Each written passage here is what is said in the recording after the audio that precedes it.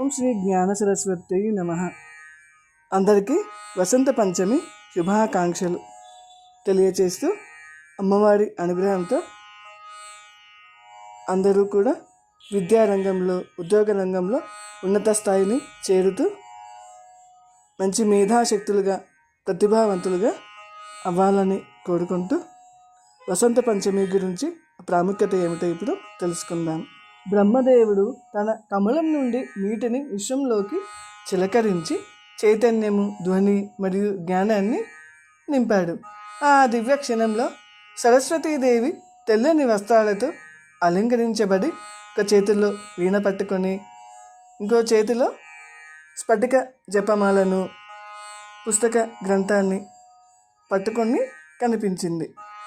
కాబట్టి ఈ రోజున సరస్వతీదేవి ఆవిర్భవించిన రోజుగా భావిస్తూ సరస్వతీదేవికి పూజలు చేస్తూ ఆరాధిస్తారు.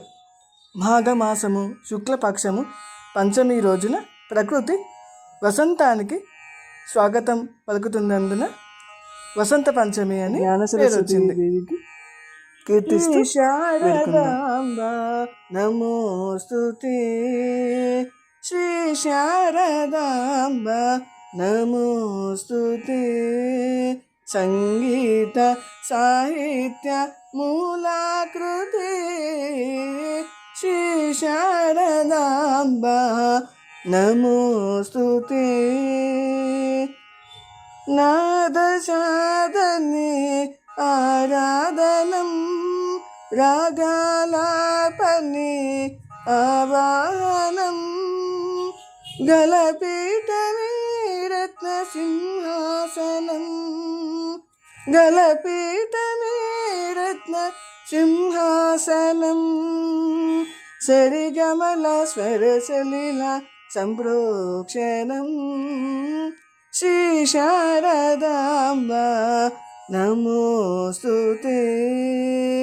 వాగీశ వల్లభ శ్రీ శారదాంబ శ్రిత సరసిజాసన స్మిత మంగళాసన శ్రీ శారదాంబ సిద్ధి ప్రదాయిని బుద్ధి ప్రసాదిని గీర్వాణి వీణాపాని శ్రీ శారదాంబ లలిత లయ జనిత మృదుల పదగమిత లలిత లయ జనిత మృదుల పదగమిత కావ్యగానలోల శంకర హచ్యుతాది సకల తిమిర సన్నుత శ్రీ శారదాంబ